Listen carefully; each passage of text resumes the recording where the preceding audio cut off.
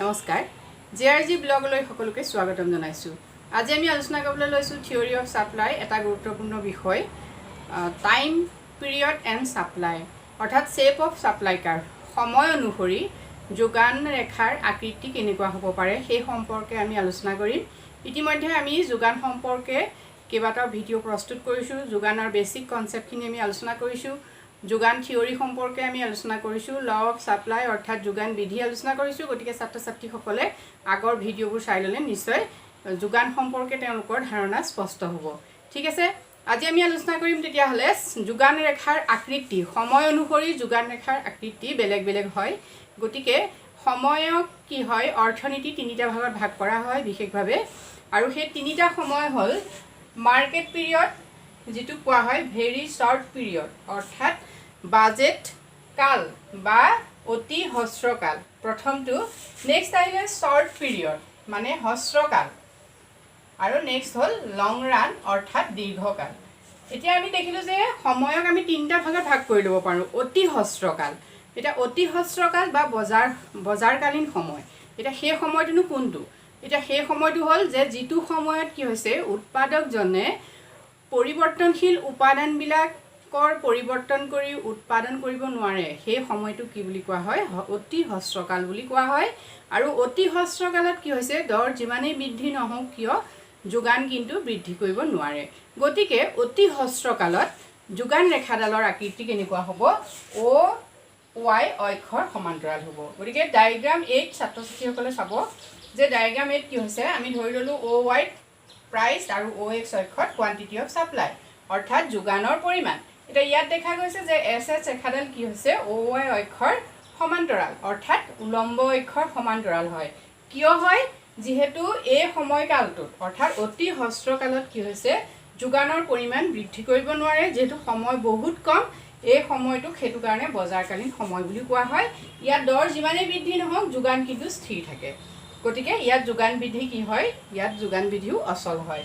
এতিয়া এই অতি হ্ৰস্বকালত কোনবোৰ বস্তু বিশেষকৈ প্ৰাধান্য পায়? আমি জানো যে বজাৰকালীন সময়ত সেই বস্তুবোৰ বিশেষকৈ সেই বস্তুবোৰে প্ৰাধান্য পায়।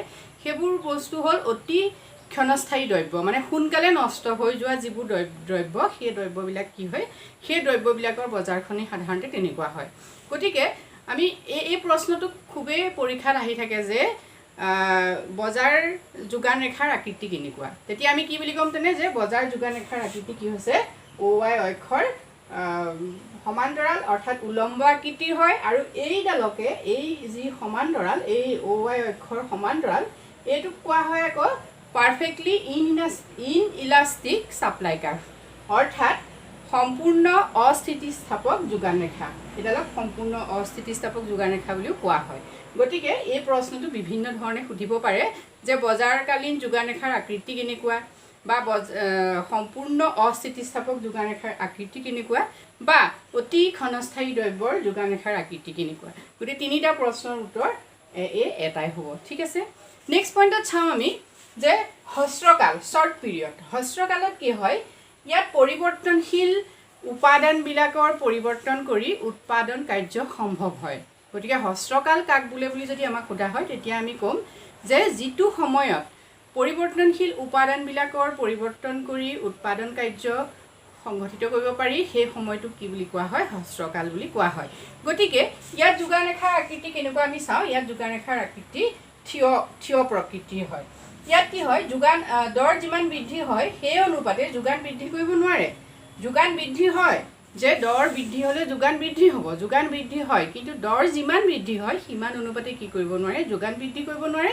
যিহেতু এই সময়টোত কি হয় অকল পৰিৱৰ্তনশীল উপাদানবিলাকৰ পৰিৱৰ্তন কৰিহে কি কৰিব পাৰে উৎপাদন কাৰ্য সম্ভৱ কৰি তুলিব পাৰে। গতিকে এই ৰেখাডাল কি হয় ষ্টিপাৰ হয়, অলপ থিয় আকৃতিৰ হয়। নেক্সট পইণ্টত আমি চাওঁ লং পিৰিয়ড অৰ্থাৎ অতি দীৰ্ঘকাল।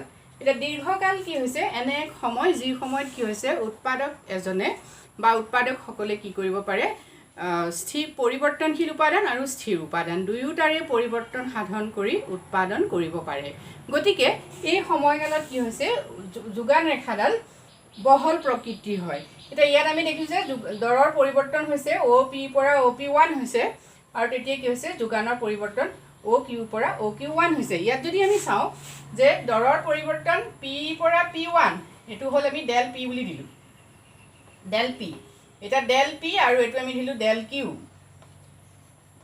এতিয়া আমি দেখিছো যে del P আৰু del Q এই দুয়োটাৰে চেঞ্জটোত আমি চাওঁ যে দৰৰ যিমান পৰিৱৰ্তন হৈছে কিন্তু সিমান অনুপাতকৈ বেছি কি কৰা হৈছে যোগানৰ পৰিৱৰ্তন হৈছে অৰ্থাৎ দৰ বাঢ়িছে দৰ বৃদ্ধিতকৈ যোগান বৃদ্ধিৰ পৰিমাণ বেছি যেহেতু এই সময়কালত কি হৈছে প্ৰতিষ্ঠান এখনে পৰিৱৰ্তনশীল উপাদান আৰু স্থিৰ উপাদান দুয়োটা উপাদানৰ পৰিৱৰ্তন কৰি পেলাই কি কৰিব পাৰিছে উৎপাদন কৰিব পাৰিছে গতিকে এই সময়কালত কি হৈছে যোগান ৰেখাডাল বহল প্ৰকৃতিৰ হয় এতিয়া আমি চাওঁ এই তিনিটা আমি পালো যে তিনিটা সময়ত তিনিডাল ৰেখাৰ আকৃতি ভিন্ন ভিন্ন হয় যোগান ৰেখাৰ আকৃতি ভিন্ন ভিন্ন হয় আৰু কিয় হয় সেই কথাখিনি নিশ্চয় ছাত্ৰ ছাত্ৰীসকলে বুজি পাইছে ইয়াৰ লগত আমি এটা সৰু কনসেপ্ট কৈ যাব খুজিছো যে আমি দেখিছো যে যোগান ৰেখা ইয়াৰ পৰা গৈছে শূন্য বিন্দুৰ পৰা যোৱা নাই সাধাৰণতে কি হয় দীৰ্ঘকাল আৰু হ্ৰস্বকাল এই দুয়োটা সময়ত যোগান ৰেখা অংকন কৰোঁতে ছাত্ৰ ছাত্ৰীসকলে এটা কথা মন কৰিব যে ইয়াত সংৰক্ষিত দৰৰ প্ৰশ্নটো আহে যে দৰৰ এটা নিৰ্দিষ্ট সীমা থাকে যিটো সীমাৰ তলত কি হৈছে উৎপাদকজনে উৎপাদন নকৰে